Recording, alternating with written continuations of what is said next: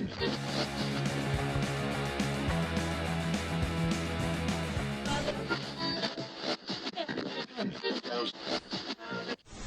I'm Amy, thank you for tuning in. In this video I'm going to be talking about the books I'm planning to read in November and the readathons I'm going to be taking part in. I'm going to be doing two readathons, Nostalgia Readathon, which is run by Slime and Slashers, and Evilathon, which is run by Cash's Book Cemetery. So I'm going to go through each book I'm planning to read, which prompts it meets for the readathon, and hopefully if you're planning to take part in either of them it might give you some ideas as well as telling you what I'm planning to read this month. So first off is a book that I'm currently reading. I'm still reading These Witches Don't Burn. I'm really enjoying it. I just had points this month where I ended up putting it down because I couldn't find it or ended up reading something else. So I'm enjoying the mystery a lot, the characters, the relationships between them. So I'm excited to see who is responsible for the dark and terrible things that have been happening in the book. So in terms of readathons, this matches the Evilathon third prompt, Blair Witch Project, which is to read a book about a legend, and because it's about Salem witches and there's lots of stories surrounding them, I thought that would fit. And for Nostalgiathon, it meets Teen Witch, which is reading a book with magic or magical elements. So I think that this one does really nicely, that it'll tick off two prompts. Next up, a book that was on my Halloween TBR but I didn't get to, Horror Store. I've seen lots of people are reading it this time. So I'm hoping I'll get to it this month. It's quite a short one, so really no excuses not to pick it up. This one matches the Evilathon prompt, The Sixth Sense, which I think was a prompt about ghosts. I think this is about a haunted shop that's not unlike IKEA. I really love the cover and the way it's kind of designed like a catalogue, so I think this should be quite a fun and kind of different sort of read.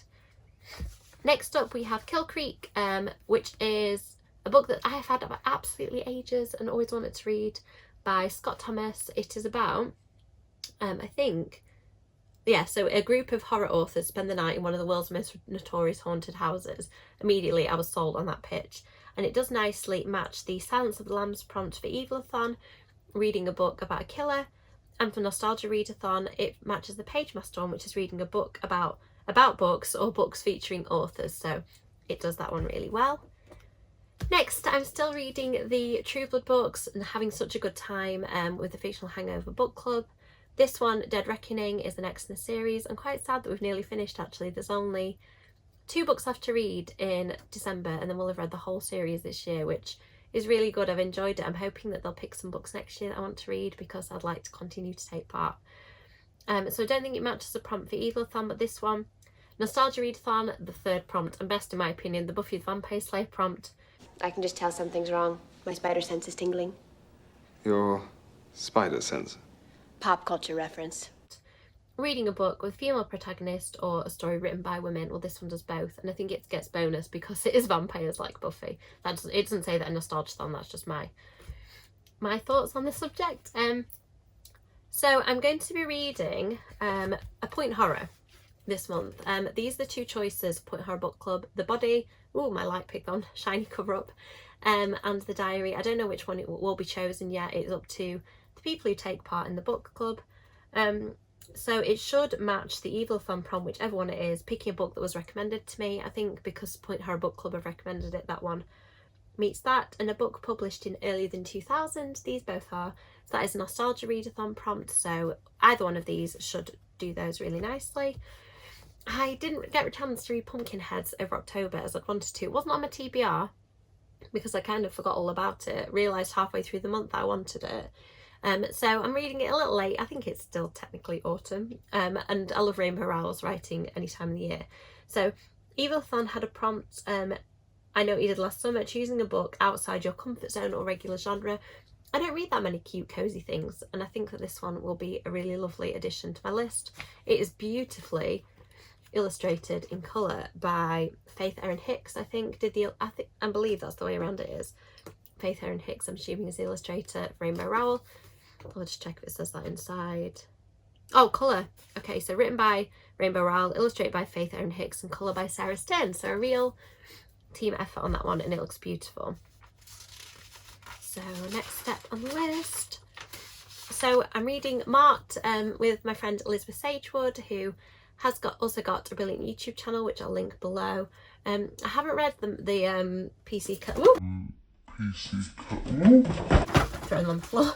I haven't read the House of Night books for absolutely ages. So I've decided Elizabeth and I are going to read them and do a buddy read and chat as we go. So I'm really looking forward to that. And that matches the Evilathon prompt, House on Haunted Hill, which is read a book that follows a group of people, and Nostalgia Readathon, Boy Meets World, read a coming of age book, which is about characters, I believe, who realise that they are vampires because they've been marked, but it's been so long since I've read it, I could be wrong on that one. I've just realised as well, going back to Pumpkinheads, that does actually meet a prompt for Nostalgia Readathon as well, The Nightmare Before Christmas, reading a book set around Christmas or Halloween. So, going back through my list, not organised at all.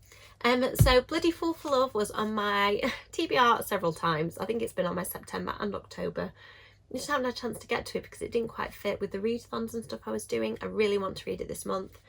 And it does fit with the Evilathon Ring 1998 Cursed Book 1, which is a book you meant to read and has been on your TBR for ages. So yes, I will read it. And Nostalgiathon, a bonus or a placement prompt, reading a book with neon on the cover. Don't know, maybe the spike is kind of neon blue. So I think we'll go with that. I hope that that's okay with the organisers. I'm sure that Kelsey will let me get away with that from Simon's Lashes.